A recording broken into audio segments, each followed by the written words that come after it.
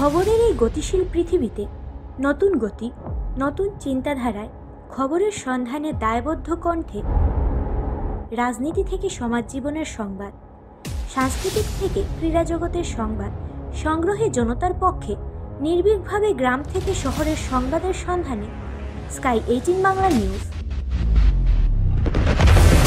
আমাদের মূল মন্ত্র সত্যের সাথে মানুষের পাশে 24 ঘন্টা।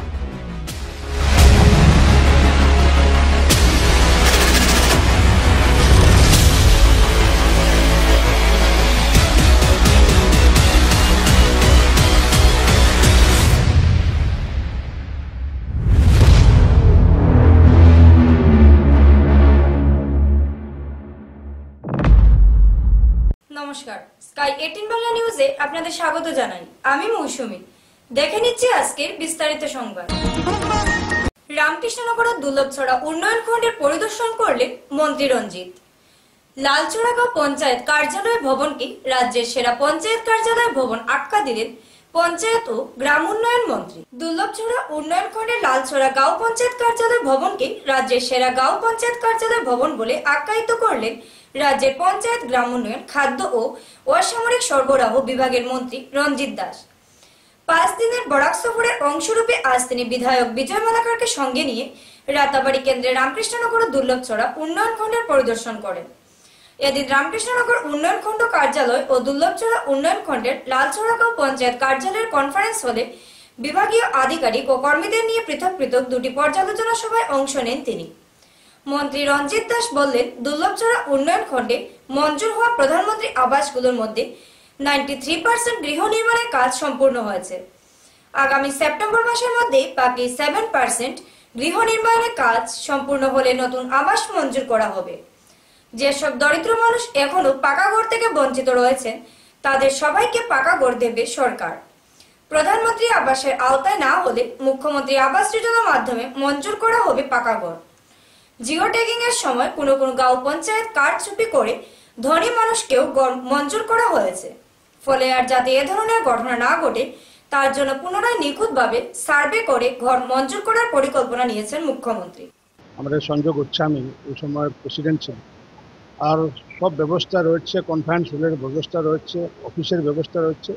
আর এটাকে মডেল হিসেবে নেওয়ার জন্য আমি আহ্বান জানাচ্ছি। অন্য যেগুলো পঞ্চায়েত রয়েছে, আগামী দিন পঞ্চায়েতের নির্বাচন হবে, ওইগুলো নতুন পঞ্চায়েত প্রেসিডেন্টগুলো যাতে সঞ্জয় গোস্বামীর এই যেটা মডেল, এই মডেলটা যদি অ্যাডপ্ট করে তাহলে সমগ্র আসামে 2200 যা পঞ্চায়েত রয়েছে এই পঞ্চায়েতে যদি এই মডেলটা অ্যাডপ্ট করে নিশ্চিতরূপে গ্রামাঞ্চলের মানুষ অফিসে আবার একটি সুবিধা পাবে, অফিসে এসে মিটিং করার সুবিধা পাবে। তাই আমি লালছড়া জিপির প্রাক্তন প্রেসিডেন্ট সঞ্জয় গোস্বামীকে ধন্যবাদ জানাচ্ছি। এবং সমগ্র এই সমষ্টিতে, রাতাবাড়ি সমষ্টিতে আমাদের বিধায়ক বিজয় মালাকার যা হারে কাজ করেছে, আগামী দিন নিশ্চিতরূপে এক উল্লেখযোগ্য ভূমিকা 1 থেকে 10 নম্বর স্থানে এই সমষ্টি আসবে। আর এই কাজ আগামী দিনে আমরা করে যাব, কারণ তো আমরা সমগ্র আসামে 20 লক্ষ প্রধানমন্ত্রী আবাস যোজনার ভিতরে 19 লক্ষ অলরেডি আমরা কমপ্লিট করেছি। মাননীয় দেশের প্রধানমন্ত্রী আবার আমাদেরকে ঘর দিবে, 6 থেকে 7 লক্ষ ঘর দিবে। আর ওই ঘরগুলো যাতে আমরা বাড়াতে পারি সেগুলো চেষ্টা করব। আর এই জন্য পঞ্চায়েতটা এখন আমরা যে রাজনীতি মুক্ত পঞ্চায়েত বানানোর জন্য চেষ্টা করেছি, যাতে কোনো পলিটিক্যাল পার্টির এফিলিয়েশন না থাকে। পঞ্চায়েতে সমদৃষ্টিতে রাখে অ্যাক্রস দ্য পলিটিক্যাল লাইন সবাই যাতে পঞ্চায়েতকে গ্রাম্য জনসাধারণকে যাতে আগে নিয়ে ব্যবস্থা করা যায়, তাই ব্যবস্থা করছি আমরা। আর মাননীয় দেশের প্রধানমন্ত্রী নরেন্দ্র মোদী মহাশয় যা বলেছে যে দেশকে যদি রাষ্ট্রগুরু হিসেবে প্রতিষ্ঠা করতে লাগে তাহলে নিশ্চিতরূপে আগে আমাদের মা বোনেদের, মহিলাগণদের ইকোনমিক্যাল আপলিফ্ট হতে লাগবে। আর ইকোনমিক্যাল আপলিফ্ট হওয়ার রাজ্যসভা নির্বাচনে আসাম থেকে বিজেপি দলের প্রার্থী হলেন 2 জন। তার মধ্যে রয়েছেন করিমগঞ্জের বিজেপির বয়োজ্যেষ্ঠ নেতা সহ প্রাক্তন বিধায়ক মিশন রঞ্জন দাস। মিশন রঞ্জন দাসের নাম রয়েছে বিজেপি প্রার্থী তালিকায়। তালিকা প্রকাশের পর বিজেপি কর্মীদের মধ্যে আনন্দের জোয়ার।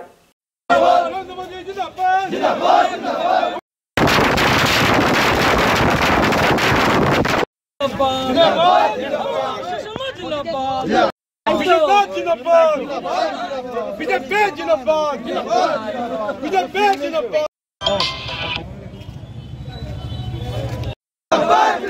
বিজেপি জিন্দাবাদ হিমন্ত বিশ্ব শর্মা জিন্দাবাদ অনেক অনেক শুভেচ্ছা অভিনন্দন জ্ঞাপন করছে আমাদের জ্যেষ্ঠ নেতা এই করিমগঞ্জ জেলার উত্তর করিমগঞ্জ বিধানসভা সমষ্টি থেকে যিনি বিগত দিনে চারবার বিধায়ক হয়েছিলেন, আসাম বিধানসভায় ভারতীয় জনতা পার্টির বিধায়নী দলের নেতা ছিলেন এবং পরবর্তীতে আসাম সরকারের আজকের দিনে আসাম স্টেট ট্রান্সপোর্ট কর্পোরেশনের অধ্যক্ষ হিসেবে যিনি দায়িত্ব নির্বাহ করেছেন, বিগত দিনে এআইডিসির অধ্যক্ষ হিসেবে যিনি দায়িত্ব নির্বাহ করেছেন, দলের জ্যেষ্ঠ নেতা শ্রীযুক্ত মিশন রঞ্জন দাস মহোদয়কে কিছুক্ষণ পূর্বে ভারতীয় জনতা পার্টির কেন্দ্রীয় নির্বাচন কমিটি আগন্তুক আসামের রাজ্যসভা নির্বাচনের 2টি আসনের প্রার্থী তালিকায় মাননীয় মিশন রঞ্জন দাস মহোদয়কে মনোনীত করেছে। আমরা ভারতীয় জনতা পার্টির কেন্দ্রীয় নেতৃত্ব, মাননীয় কেন্দ্রীয় সভাপতি সহ ধন্যবাদ এবং কৃতজ্ঞতা জ্ঞাপন করছি আমাদের আসামের মাননীয় মুখ্যমন্ত্রী, যশস্বী মুখ্যমন্ত্রী শ্রদ্ধেয় ডক্টর হিমন্ত বিশ্ব শর্মা মহোদয়কে, মাননীয় মিশনদাকে এই আসনে। কাছাড় মারকুলিনে জব্দ বৃহৎ পরিমাণে গাঁজা, গ্রেফতার মণিপুরের সরবরাহকারী। কাছাড়ের লক্ষ্মীপুরে মারকুলিনে বৃহৎ পরিমাণে গাঁজা সহ মণিপুরের লোককে গ্রেফতার করেছে কাছাড় পুলিশ। মণিপুর থেকে আসা একটি বাহন থেকে তালাশি চালিয়ে জব্দ করা হয় প্রায় 11 কেজি গাঁজা।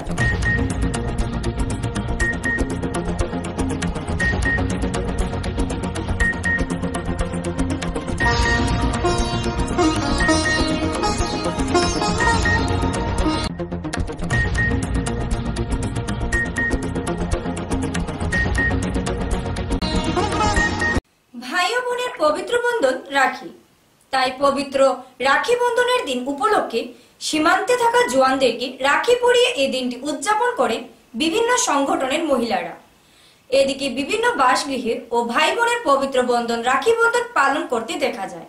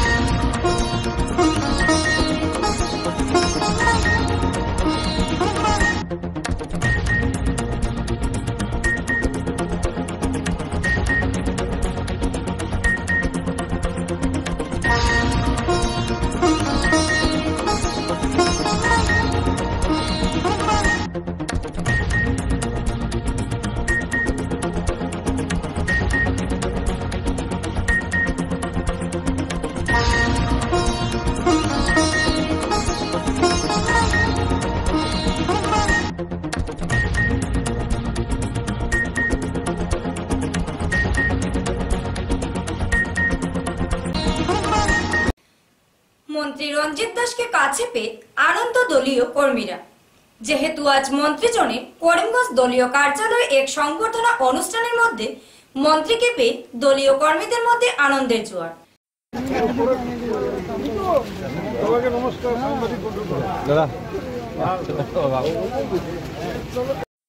ঠিক আছে তো।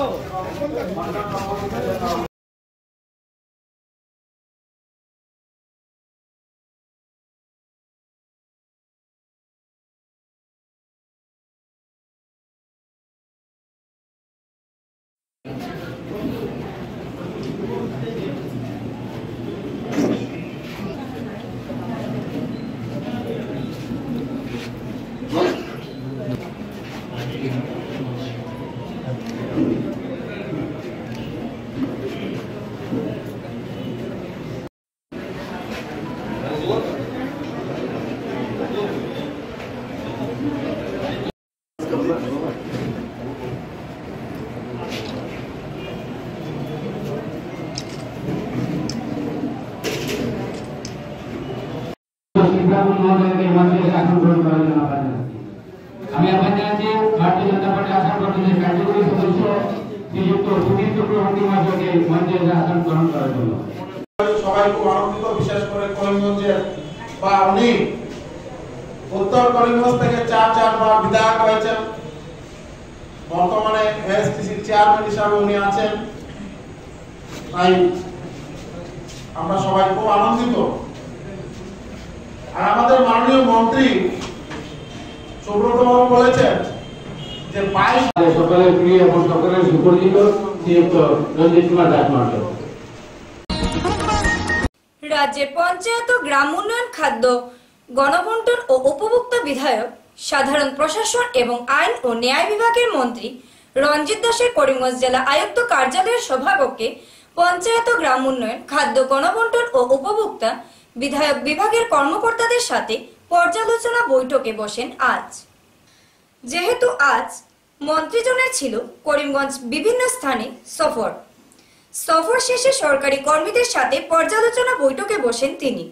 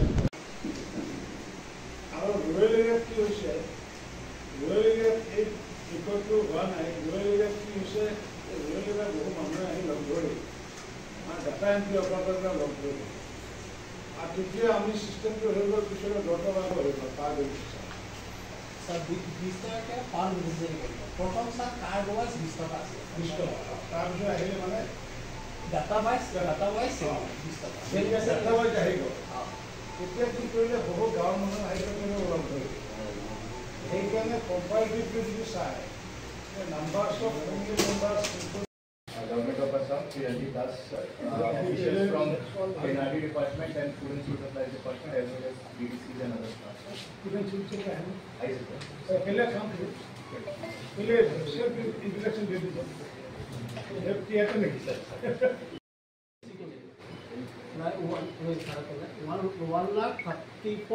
something going to sir. অলপ এক্সেস কৰি দিছো পুৰণা খিনি লৈ মেলি স্যাৰ এতিয়া হৈ গ'ল 2,48,271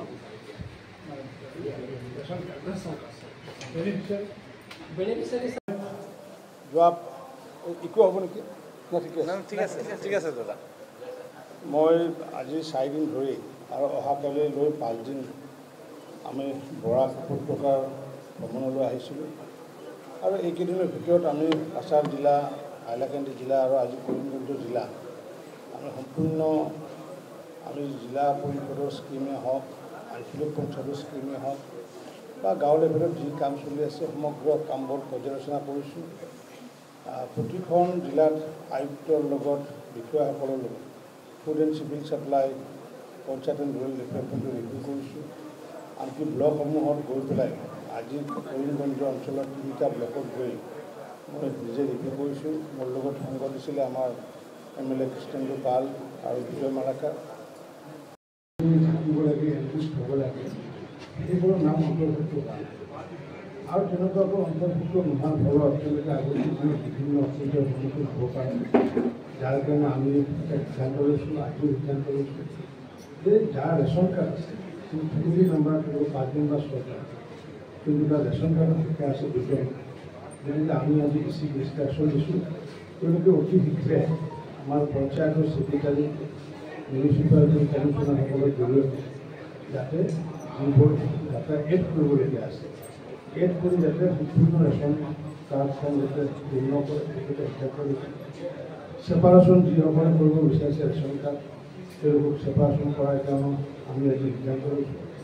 আৰু আগন্তুক দিনত যিটো নতুন ৰেচন কাৰ্ড আমি দিম, কাৰণ আমাৰ হাতত প্ৰায় আৰু 8 লাখ মানুহক আমি ৰেচন সামগ্ৰী দিব পৰা আমি কণ্ডিশ্যন আছে। তেনেকুৱাকৈ আমি ফুড চিভিল চাপ্লাইৰ ক্ষেত্ৰত ব্যৱস্থা লৈছোঁ। প্ৰধানমন্ত্ৰী আৱাস যোজনা ক্ষেত্ৰত সমগ্ৰ অসমতে যিহেতু 20 লাখৰ ভিতৰত 19 লাখ ঘৰ সম্পূৰ্ণ হৈছে। আমাৰ ইয়াতো পাৰফৰ্মেঞ্চটো প্ৰায় 90% পাৰফৰ্মেঞ্চ ইয়াতে আছে আৰু বাকীখিনি কাম আমি আগন্তুক দিনত 30 ছেপ্টেম্বৰৰ ভিতৰত সম্পূৰ্ণ কৰাৰ কাৰণে ব্যৱস্থা কৰিছোঁ। আগন্তুক দিনত মাননীয় প্ৰধানমন্ত্ৰী আমাৰ ভাৰতবৰ্ষক 3 কোটি ঘৰ দিব আৰু তাৰ ভিতৰত 6-7 লাখ ঘৰ আমাৰ অসমতো পোৱাৰ সম্ভাৱনা আছে আৰু সেইটোৰ যিটো সমানুপাতিক ভাগ আমাৰ কৰিমগঞ্জ জিলাটো আগন্তুক দিনত পাব পাৰি। গতিকে আমি ইয়াতে ছেপ্টেম্বৰৰ ভিতৰত যি আমাৰ হাতত প্ৰায় 800 ঘৰ কৰিবলগীয়া আছে জিলাখনত, এই 800 সম্পূৰ্ণ কৰাৰ পিছত আমি নতুনকৈ কাম আৰম্ভ কৰিম। আমি 15 ফাইনেন্সৰ ক্ষেত্ৰতো আমি ৰিভিউ কৰিছোঁ, 14 ফাইনেন্সৰ ৰিভিউ কৰিছোঁ আৰু 15 ফাইনেন্সৰ যিটো জিলা পৰিষদৰ যিবোৰ কাম আছিলে, যিহেতু 15 ফাইনেন্সটো AP লেভেল, ZPC লেভেল আৰু GP লেভেল 3টা লেভেলত হয়। আমি জিলা পৰিষদ লেভেলত যিমানখিনি কাম হ'ব লগা আছিলে বা স্কিম যিমানখিনি লৈছিলে, এই স্কিমৰ ভিতৰত দেখিছোঁ যে তেওঁলোকৰ সেইসমূহ স্কিম। স্কাই 18 বাংলা নিউজ আজ এই পর্যন্তই। নমস্কার।